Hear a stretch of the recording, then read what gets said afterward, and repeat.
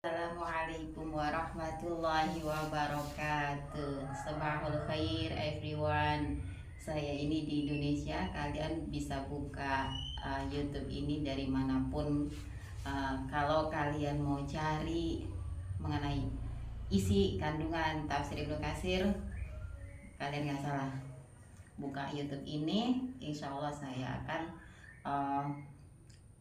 sebagai apa ya, seperti membacakan atau apa, intinya mengulas per halaman, insya Allah. Durasinya per 7 menit setiap videonya. Insya Allah kalian bisa ikuti YouTube saya ini bukunya Tafsir Ibnu Katsir. Jadi Al-Quran kita itu murni firman Allah yang disampaikan malaikat Jibril kepada Nabi kita Muhammad SAW. Kemudiannya untuk mengetahui kandungan daripada Al-Quran, maka kita terbantukan dengan adanya tafsir. Di antaranya adalah tafsir Ibnu Katsir. Ini ada 10 jilid ya, tebal-tebal. Kalau pemirsa mau beli, harga mungkin sekarang di atas 1 juta. 10 jilid ini seringkali menjadi rujukan. Jadi kalau bisa kita membahas sesuatu dalam Al-Quran, biasanya akan dibukakan tafsir Ibnu Katsir halaman sekian. Nah, semoga dengan kalian mendengarkan YouTube ini, kalian dengan tanpa buku pun bisa tahu halaman sekian itu isinya mengenai ayat ini, dan bahasanya adalah ini, bahasannya, kandungannya adalah ini, seperti itu. Dan harapan besar saya adalah saya melanjutkan amalan baik daripada penulis buku ini, yaitu nama beliau lahir di Basrah, Irak. Nama beliau adalah Abul Fida Imaduddin Ismail bin Umar bin Katsir Al-Quraisy Al-Busrawi. Tafsirnya diberi nama Ibnu Katsir. Oke. Ini jilid 1 ya. Jilid 1. Dari pengantarnya saya bacakan ya, bahwa Al-Quran merupakan sebuah disiplin ilmu yang mulia dan luas cakupannya, sehingga tafsir-tafsir itu menjelaskan firman Allah dan berbagai macam ilmu lainnya seperti akidah, fikih, dan muamalah. Di samping itu, seseorang tidak dapat memahami Quran dengan baik dan benar kecuali setelah mengetahui makna-maknanya. Jadi ada yang di Quran tersirat, nah nanti tersuratkan oleh tafsir. Sebagai seorang muslim harus berusaha mengetahui tafsir Quran agar mampu mengambil manfaat darinya dan mengikuti jejak salafus salih. Tafsir Quran Al-Azim ini karya seorang ulama besar lahir di Basrah pada tahun 700 Hijriah. Seorang ahli fikih yang profesional, pastinya cerdas, ahli hadis, sejarawan ulum, dan seorang mufassir paripurna. Paripurna ini dia memahami banyak bidang ilmu yang berkaitan dengan tafsir. Menguasai, bukan hanya memahami. Karya-karya tersebar luas ya. Karyanya ini tersebar luas di berbagai negeri, berarti dengan berbagai bahasa, dan dimanfaatkan oleh banyak orang setelah wafatnya. Beliau adalah Imam Ibnu Katsir rahimahullah.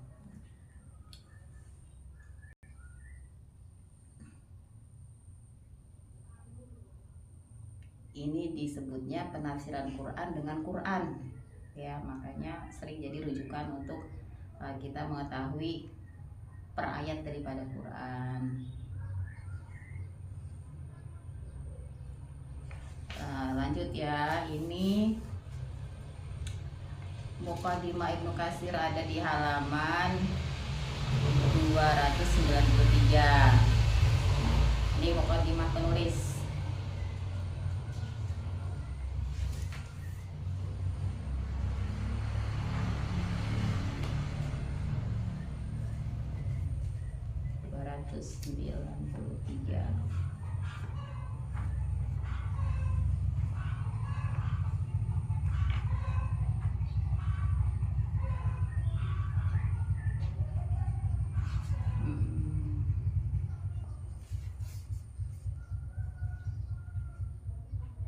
Judulnya Kewajiban Para Ulama.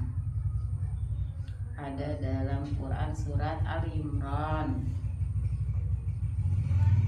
A'udzubillahi minasyaitonirrajim. Langsung artinya aja. Dan ingatlah ketika Allah mengambil janji dari orang-orang yang telah diberi kitab, yaitu hendaklah kamu menerangkan isi kitab itu kepada manusia dan jangan kamu menyembunyikannya. Lalu mereka melemparkan janji itu ke belakang punggung mereka dan mereka menukarnya dengan harga yang sedikit. Sangatlah buruk pertukaran yang mereka terima. Quran surat Ali Imran ayat 187. Nah, para ulama ini wajib, termasuknya Ibnu Katsir ini yang merasa wajib untuk menerangkan kandungan Quran. Kemudian dalam masih Quran surat Ali Imran ayat 77, artinya sesungguhnya orang-orang yang menukar janjinya dengan Allah dan sumpah-sumpah mereka dengan harga yang sedikit, mereka itu tidak mendapat bagian pahala di akhirat, dan Allah tidak akan berkata-kata dengan mereka dan tidak akan melihat kepada mereka pada hari kiamat, dan tidak pula akan menyucikan mereka, bagi mereka azab yang pedih.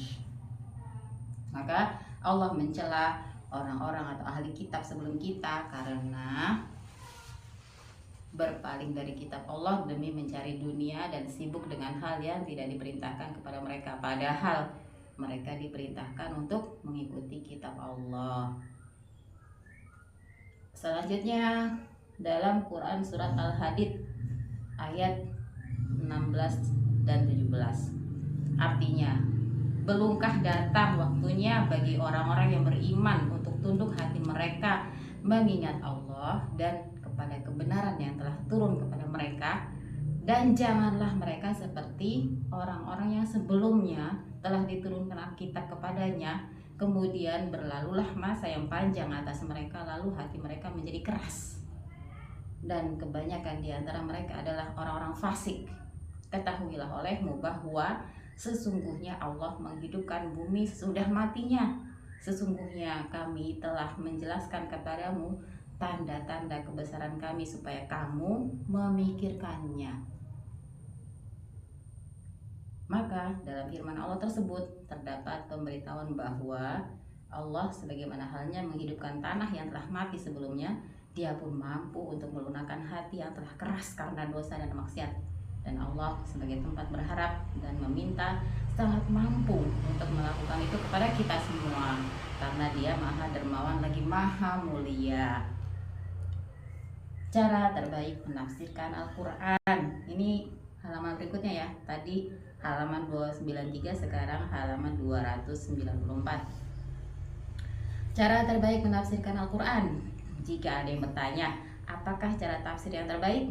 Maka jawabnya adalah, cara yang paling benar menafsirkan Al-Quran adalah dengan menafsirkan Al-Quran dengan Al-Quran lagi. Jadi ayat 1 disambungkan dengan ayat berikutnya yang saling berkaitan. Namun jika itu dirasa sulit, hendaklah Anda melihat as-sunnah.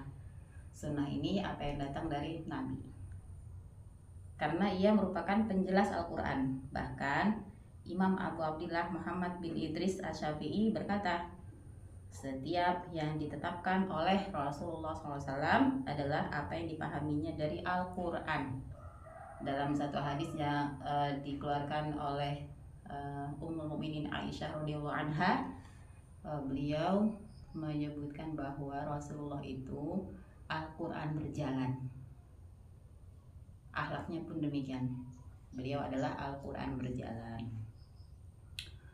Allah SWT berfirman yang artinya dalam Quran surat An-Nisa ayat 105, sesungguhnya kami telah menurunkan kitab kepadamu dengan membawa kebenaran, supaya kamu mengadili antara manusia dengan apa yang telah Allah wahyukan kepadamu, dan janganlah kamu menjadi penantang orang yang tidak bersalah karena membela orang-orang yang khianat. Kemudian dalam surat An-Nahl ayat 44, kami turunkan kepadamu Al-Quran agar kamu menerangkan pada umat manusia apa yang telah diturunkan kepada mereka, dan supaya mereka memikirkan. Pada Quran surat An-Nahl ayat 64, artinya, dan kami tidak menurunkan kepadamu Al-Quran ini melainkan agar kamu dapat menjelaskan kepada mereka apa yang mereka perselisihkan itu dan menjadi petunjuk dan rahmat bagi kaum beriman. Selanjutnya Rasulullah SAW bersabda, ingatlah, sesungguhnya aku telah diberi Quran dan yang semisalnya bersamanya. Yang semisalnya apa itu? Kitab-kitab Allah sebelum Al-Quran. Ya, jadi Nabi kita ini adalah Nabi penutup. Sebelum Nabi Muhammad SAW adalah Nabi-Nabi dari sejak Nabi Adam membawa risalah Tauhid. Di antara kitab-kitab sebelum Al-Quran adalah Zabur, Injil, Taurat ya. Zabur, Taurat, Injil, baru Al-Quran. Itu semua firman Allah. Nah, yang menjadi pedoman, yang berlaku, menjadi penutup, penyempurna adalah Al-Quran. Kalau ada anggapan bahwa Al-Quran adalah kutipan-kutipan dari kitab terdahulu, dia belum belajar. Kalaupun sudah belajar, baru sedikit, baru setengah-setengah.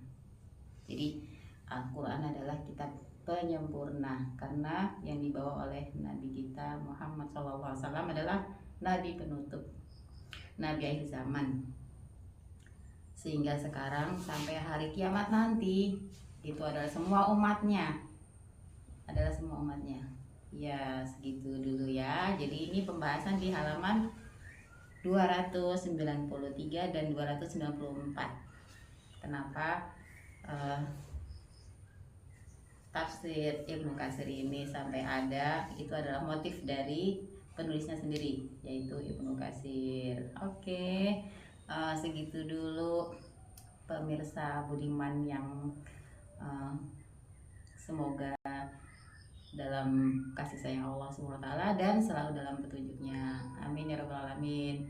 Assalamualaikum warahmatullahi wabarakatuh.